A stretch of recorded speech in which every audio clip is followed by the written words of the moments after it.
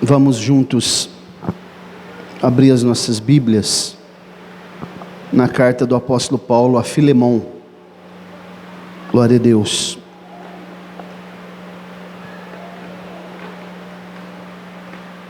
Vamos ler todo o capítulo.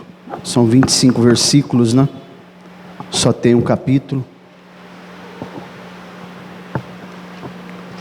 Carta do apóstolo Paulo a Filemão. Capítulo único, a partir do versículo 1. Amém? Vamos ler a santa, bendita e eterna palavra do Senhor.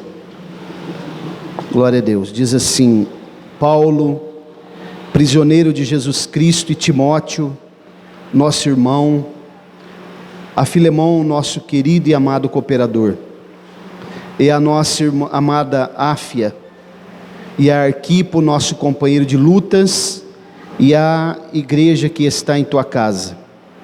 Graça a vós e paz da parte de Deus, nosso Pai, e da do Senhor Jesus Cristo. Graças dou ao meu amado Deus, fazendo menção de ti, sempre em minhas orações, ouvindo o teu amor e a fé que tens para com o Senhor Jesus e para com todos os santos, para que a comunicação da tua fé seja eficaz no conhecimento de toda boa coisa que há em vós por Cristo Jesus. Porque temos grande alegria e consolação no teu amor, porque por ti, ó irmão, as entranhas dos santos são revigoradas, pelo que ainda que seja muito corajoso em Cristo, para te mandar o que é conveniente.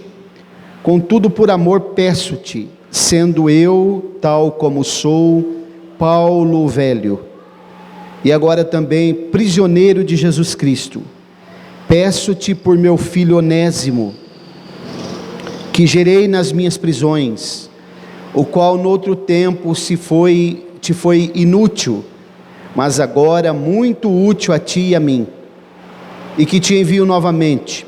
Tu, portanto, torna a recebê-lo como as minhas próprias entranhas. Eu bem o quisera reter comigo, para que por ti me servisse nas prisões do Evangelho, mas sem o teu parecer nada quis fazer, para que o teu benefício não fosse como por necessidade, mas voluntário, porque bem pode ser que ele tenha se apartado de ti por algum tempo, para que o recebesses para sempre, não já como um servo, mas acima de um servo, como irmão amado, especialmente para mim e quanto mais para ti, assim na carne como no Senhor. Assim pois, se me tens por companheiro, recebe-o como a mim mesmo. E se te fez algum mal, ou te deve alguma coisa, põe isso na minha conta. Eu, Paulo, de minha própria mão o escrevi, eu o pagarei, para não dizer que tu mesmo me deves inteiramente a mim. Sim, irmão, eu me alegrarei de ti no Senhor, revigora as minhas entranhas no Senhor. Confiado na tua obediência, te escrevi, sabendo que ainda farás mais do que digo. E além disso, prepara-me também pousada, porque confio que pelas vossas orações vos serei restituído. Saúdam-te Epáfras, meu companheiro de prisão em Cristo Jesus, Marcos, Aristarco, Demas e Lucas, meus cooperadores. A graça de nosso Senhor Jesus Cristo seja com o vosso espírito. Amém. Graças a Deus, irmãos, por essa palavra maravilhosa, né? Carta do apóstolo Paulo ao seu companheiro Filemão. Eu fiz questão de ler essa carta aqui hoje, para nós meditarmos em um assunto, principalmente pelo fato de que as redes sociais continuam alvoroçadas, né? Bombando. Então, irmãos, eu quero meditar com os irmãos aqui num assunto muito importante, sobre a convicção que nós temos da inerrância da palavra de Deus, da sua imutabilidade, da sua eficácia e, sobretudo, da inspiração que as Escrituras têm e como elas chegaram nas nossas mãos, como um rio que através dos séculos veio correndo e chegou até nós. Como um rio que vai passando de estado em estado, vai percorrendo um caminho muito longo até chegar no seu destino. E até hoje, na igreja contemporânea, a palavra de Deus, que é mais atual do que o jornal de amanhã, como diz o pastor Billy Graham, ela continua sendo inerrante.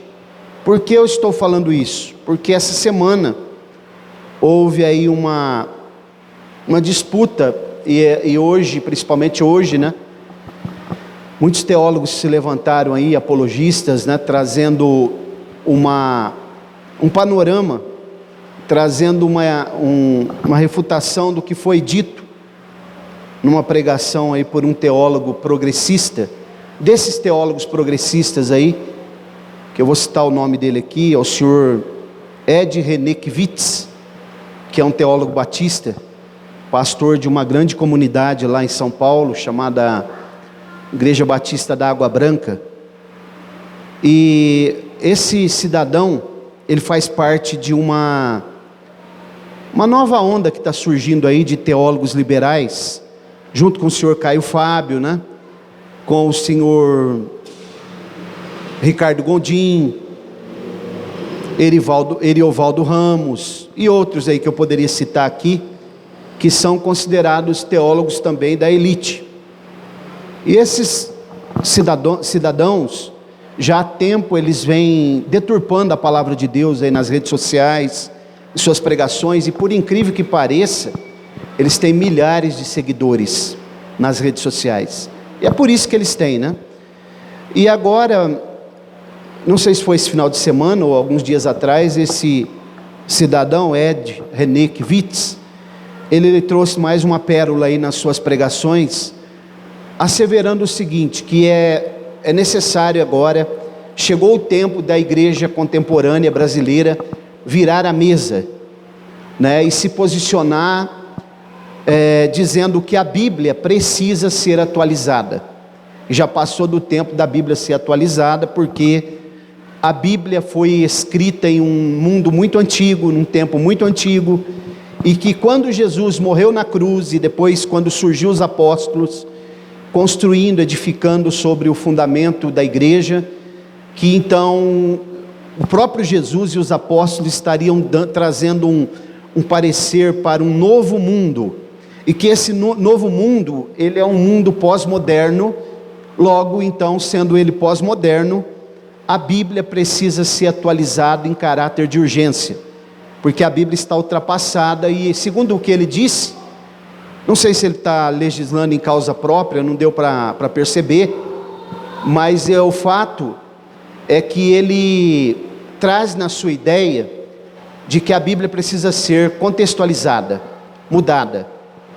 Eu não sei como ele vai fazer isso, eu não consegui pensar como ele tem qual seria a estratégia, o artifício que ele utilizará para tentar fazer isso, porque não há possibilidade de se mudar a Bíblia, porque a Bíblia, ela, como eu sempre ensinei os irmãos aqui, ela foi trabalhada por uma mente mestre, para chegar até as nossas mãos, e a Bíblia é a palavra de Deus, ela não contém a palavra de Deus, ela é de Gênesis a Apocalipse.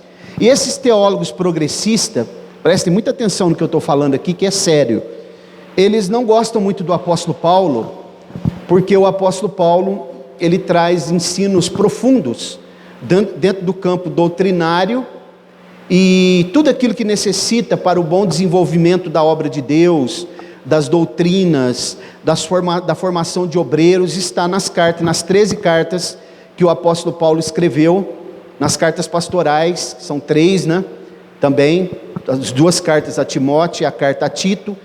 E eles dizem o seguinte: não, Paulo ele exagerou, Jesus não falou bem assim, Paulo falou diferente de Jesus, mas nós sabemos que isso não é verdade. As cartas pastorais, as cartas de Paulo, as cartas paulinas, estão totalmente alinhadas com a fala, com os ensinamentos de Jesus e com a doutrina que Jesus promulgou. Então, irmãos, isso é inaceitável, né? Vindo de um teólogo capacitado, como esse que eu acabei de falar aqui, só que ele está usando a capacidade dele numa outra área, né? Para tentar deturpar os escritos sagrados, e nós, como igreja conservadora, isso não é ideia minha aqui do pastor Mauro, hoje vários teólogos aí que são conservadores, pessoas que têm até mais capacidade do que eu, se posicionaram nas redes sociais a respeito desse assunto.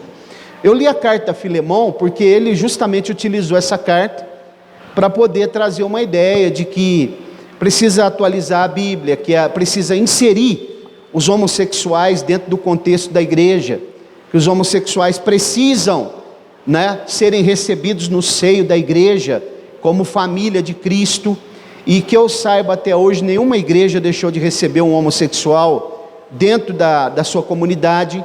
A única coisa que nós não aceitamos e não vamos aceitar de forma alguma é que eles sejam considerados como membros da igreja, porque não há nenhuma possibilidade, porque a Bíblia diz, ela é muito clara em vários textos, de que o homossexualismo não pode ser inserido no contexto do reino de Deus. É como água e óleo, não é apropriado, não é razoável que se faça isso. E dentro da ideia, do conceito desses teólogos também, vem outras coisas que estão atrelados, né? Que é união estável, que não precisa haver casamento no civil, casamento segundo as leis do país. Daqui a pouco só falta vir a pedofilia junto, né? Daqui a pouco eles vão criar uma ideia de que pedofilia é uma doença, que os pedófilos precisam ser recebidos também dentro do contexto da igreja. Nós recebemos todas as pessoas na igreja. Agora, serem membros da igreja, atuantes, né, serem separados para o ministério é outra coisa, totalmente diferente. Então eu quero com os irmãos aqui nessa noite, dar uma olhada aqui nessa carta a Filemão.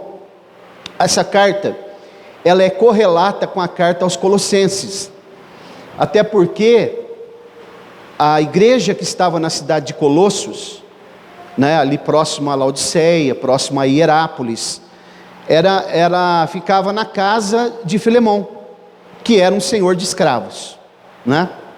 Todos nós sabemos disso. Se alguém não sabe, fica muito claro aqui, porque no mundo antigo, o conceito que existia sobre ser cristão e ter escravos era muito diferente de hoje. Isso não significa que eu vou mudar a Bíblia.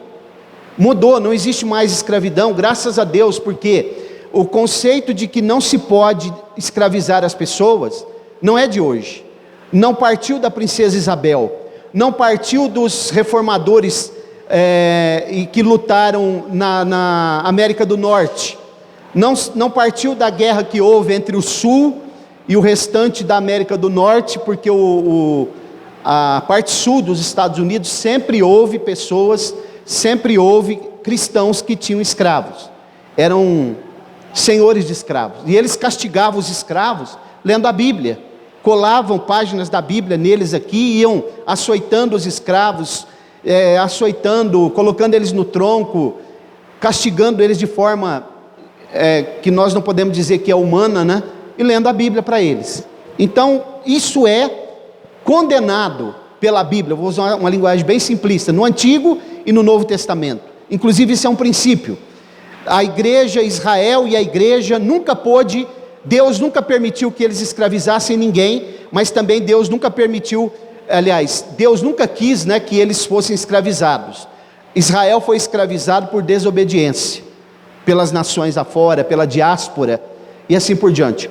Inclusive você até me mandou, né, Danilo, um vídeo de um judeu, trazendo um panorama muito profundo, um rabino judeu, do capítulo 28 de Deuteronômio, capítulo 31, mostrando como se desenvolveu o Holocausto, promovido por Hitler. Por que eles foram escravizados? Por que eles foram torturados? Por que eles perderam suas vidas? Porque desobedeceram a Deus. Mas no coração de Deus nunca houve o desejo de que o ser humano fosse escravizado. Então, partindo dessa premissa, desse pressuposto aqui, quero mostrar para os irmãos aqui algumas coisas Essa carta, então, ela é correlata com a carta aos Colossenses, né? Provavelmente ela tenha sido escrita no ano 62, depois de Cristo. Há dúvida se ela foi escrita na primeira prisão de Paulo ou na segunda, talvez na segunda prisão, né?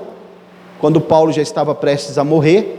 Mas há dúvidas porque ele pede para que se Filemão preparasse para ele pousada, e a segunda prisão nós sabemos que ele tinha convicção de que ele não sairia dali mais, então talvez tenha sido escrita na primeira prisão. Mas, olhando para essa carta, eu fiquei pensando várias coisas, né? A carta é endereçada a Filemão, porque era uma carta particular para Filemão. Talvez, é muito provável que o dirigente da congregação na casa de Filemão fosse um homem chamado Arquipo, né? Arquipo, ele não está sendo citado aqui, mas provavelmente tenha sido ele, o dirigente daquela congregação. E, embora também Tíquico não está sendo citado na carta a Filemão, Arquipo é citado, né? Tíquico que não é citado. Talvez ele tenha sido, provavelmente ele tenha sido aquele que levou a carta até Filemão, juntamente com Onésimo. Onésimo era um escravo de Filemão, e tudo indica que Onésimo tenha fugido da casa de Filemão e tenha dado algum tipo de prejuízo para ele, tenha sido muito inútil. A palavra Onésimo, ela significa útil, mas ele tem a Bíblia não é muito clara, mas me parece que ele tenha fugido, saiu fugido, tenha dado algum tipo de prejuízo. Não se sabe se ele furtou alguma coisa de Filemão, mas o fato é que quando ele chega em Roma, ele é preso lá. Ele é preso, e onde ele vai ser preso? Ele é preso, e aonde é que ele vai? Com quem ele vai se encontrar nas prisões? Com o apóstolo Paulo, o maior evangelista de todos os tempos. E quando ele está ali na prisão, Paulo evangeliza ele, e com certeza ele vai contar a história, que ele está fugido da casa de Filemão. Não é coincidência, porque Deus não trabalha com coincidência.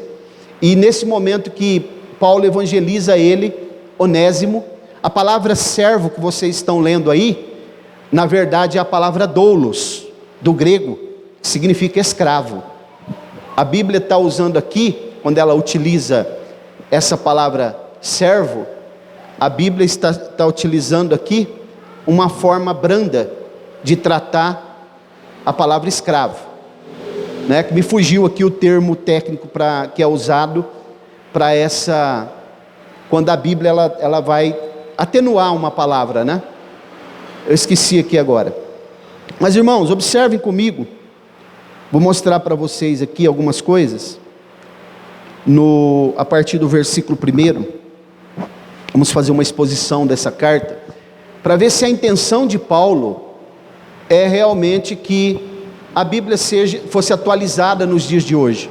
Então observe comigo: Paulo, prisioneiro de Jesus Cristo, e Timóteo, nosso irmão, Filemão, nosso querido e amado cooperador. Essa palavra amado, ela é utilizada somente para pessoas de muita estima. Nota-se que Paulo tinha uma grande estima para com Filemão, que era um homem rico, e que cedeu a sua casa para que a igreja fosse plantada ali, instalada ali. E os irmãos observaram que nessa carta, Paulo, ele vai se chamar de apóstolo, né? Enquanto que lá em Colossenses, Paulo vai utilizar o termo apóstolo de Jesus Cristo. Aqui ele diz prisioneiro de Jesus Cristo. A carta está sendo endereçada para a igreja que estava em Colosso, tanto a carta de Colossenses como essa, embora é uma carta particular para Filemão.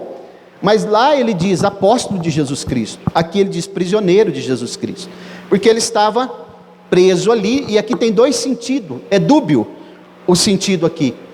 Quando ele diz prisioneiro de Jesus Cristo, ele está dizendo que ele estava preso, literalmente, e que ele era preso às algemas do Evangelho.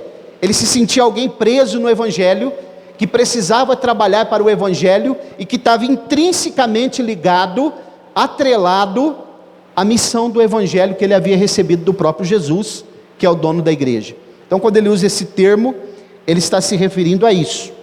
Então, ele se declara prisioneiro de Cristo, né? Ele está preso, é um compromisso inadiável que Paulo tem para com a missão das boas novas de salvação para os gentios. Então, irmãos, aqui tem muitas coisas que nós poderíamos falar, mas eu quero me deter aqui no tema, né, que eu coloquei aqui.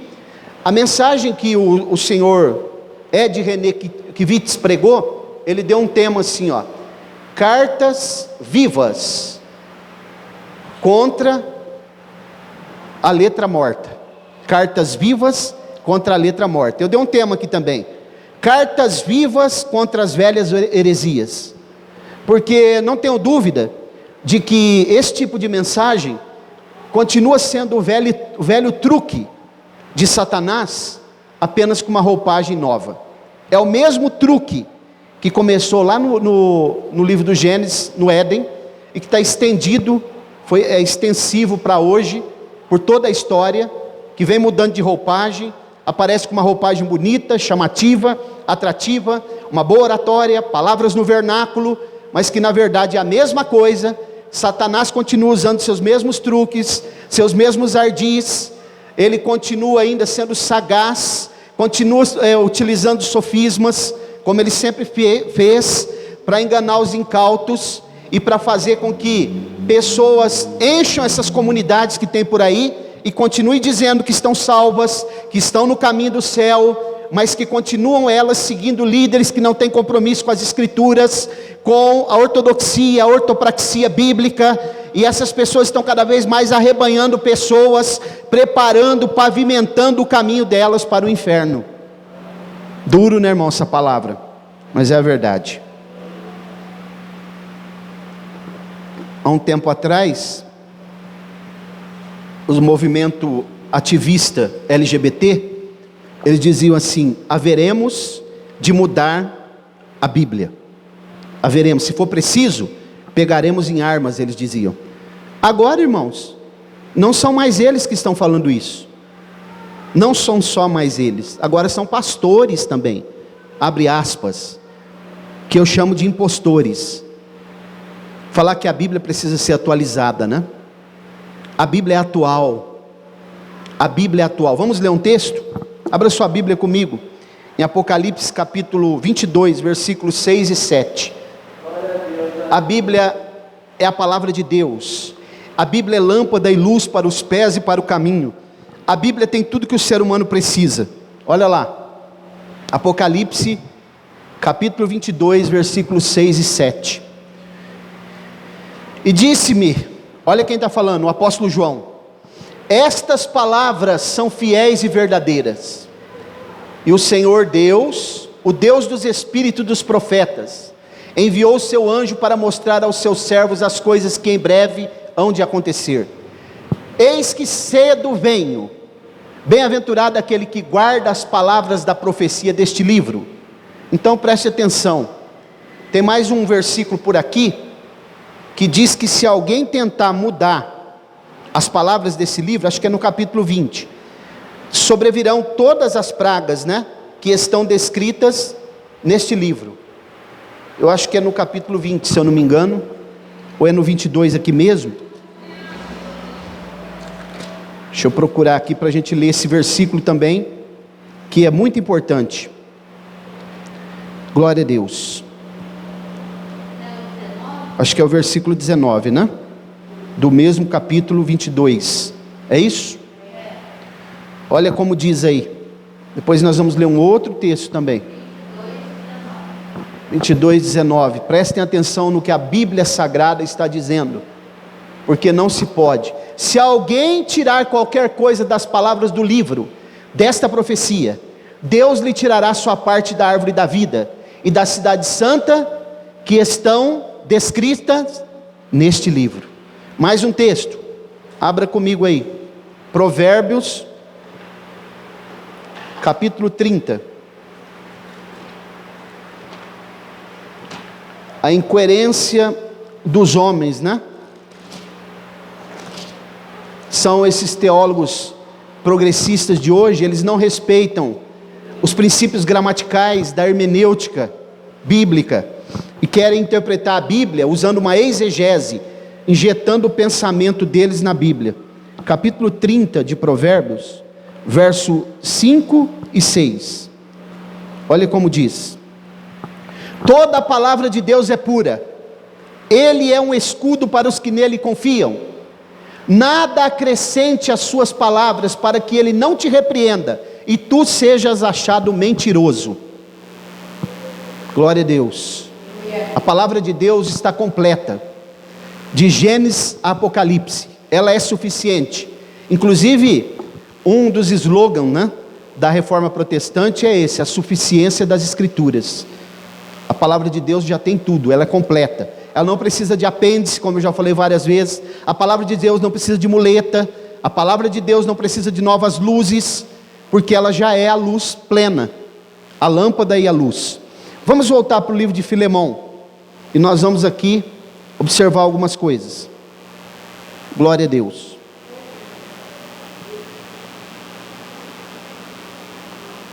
Verso 2. A nossa amada Áfia e Arquipo, como ele cita Arquipo, que é o dirigente da congregação, nosso companheiro de lutas, e a igreja que está em tua casa, Filemão no caso, né? Áfia é a esposa de Filemão. Graça a vós e paz da parte de Deus nosso Pai e da do Senhor Jesus Cristo. Graças dou ao meu Deus, fazendo menção de ti sempre em minhas orações. O que Paulo está fazendo aqui? Ele está primeiro construindo, né? Ele está alinhavando, costurando primeiro uma plataforma, criando uma plataforma, falando para Filemão, saudando ele, deixando bem claro o quanto ele era precioso para Paulo, e dizendo para ele que orava por ele em todas as circunstâncias, para que depois ele possa tocar no assunto que é o problema, a problemática que está aqui nessa carta. Então primeiro ele vai fazer um prefácio, uma plataforma muito bem costurada, né, alinhavada. Olha o versículo 5: ouvindo o teu amor e a fé que tens para com o Senhor Jesus e para com todos os santos, para que a comunicação, verso 6, da tua fé seja eficaz no conhecimento de toda boa coisa que há em vós, por Cristo Jesus. Quer dizer, ele está primeiro dizendo todas as qualidades, todas as atitudes boas que Filemão tinha, deixando bem claro, trazendo a memória dele, para que quando ele colocasse o problema, Filemão também estivesse preparado para ouvir, porque Filemão não imaginava que Onésimo poderia encontrar o apóstolo Paulo na prisão.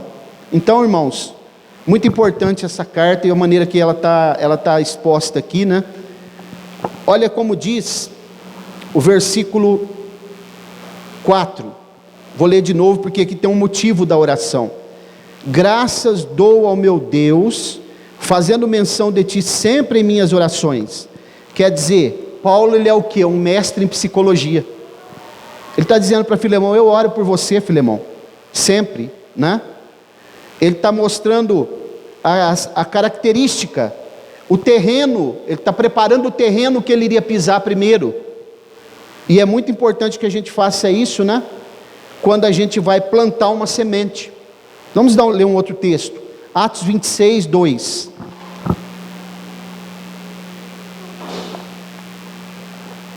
Glória a Deus. Atos capítulo 26, versículo 2.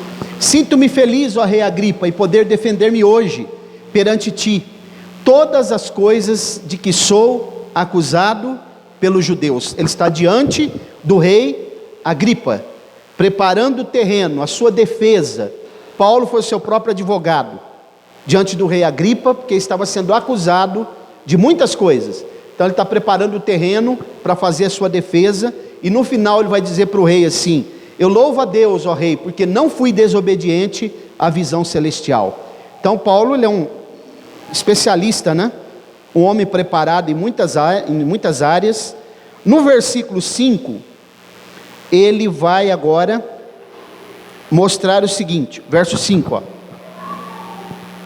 Ouvindo o teu amor, a fé que tens para com o Senhor Jesus e para com todos os santos.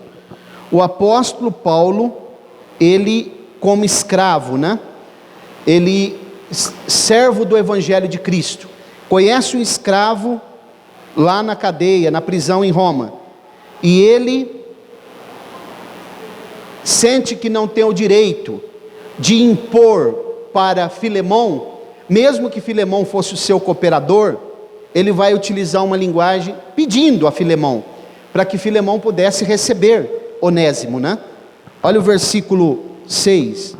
Pelo que ainda que seja muito corajoso em Cristo, para te mandar, como é conveniente, porque ele tinha certeza da obediência de Filemão como cooperador, aquele que ajudava a operar a igreja, a obra de Deus.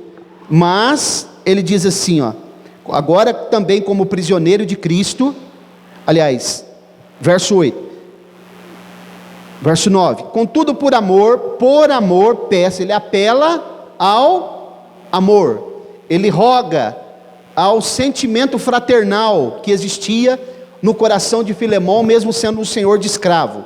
Peço-te ainda eu como Paulo o velho que ele está dizendo mais de experiência do que de questões de idade, porque ele tinha aproximadamente 60 anos, está entrando na terceira idade aqui agora, né? E agora também prisioneiro de Jesus Cristo, ele também não, ele como prisioneiro está em Roma, ele não sentiu liberdade, né? Ele não se sentiu totalmente confortável para mandar que Filemão fizesse, embora ele poderia fazer, e depois ele vai dar um parecer sobre isso, que Filemão também tinha uma grande gratidão com o apóstolo Paulo, gratidão de vida com o apóstolo Paulo, nós vamos ver mais à frente. Verso 10, peço-te por meu filho Onésimo. Agora aqui ele vai começar a expor o que é que ele realmente queria tratar, depois das saudações, depois de toda a plataforma que ele criou, o que ele queria tratar? Peço pelo meu filho Onésimo que gerei as minhas prisões. Quando nós conseguimos evangelizar uma pessoa, e essa pessoa vem para a igreja, recebe Jesus como Salvador, entrega sua vida, passa pelo batismo, é discipulada, e começa a correr a carreira, andar nas pegadas de Jesus, nós podemos dizer que eles são filhos na fé, que nós geramos nas nossas entranhas. Isso é muito profundo, isso fala de algo interno, não é apenas superficial, isso é muito profundo. São pessoas que cooperam na obra de Deus, principalmente o pastor, ele tem os irmãos como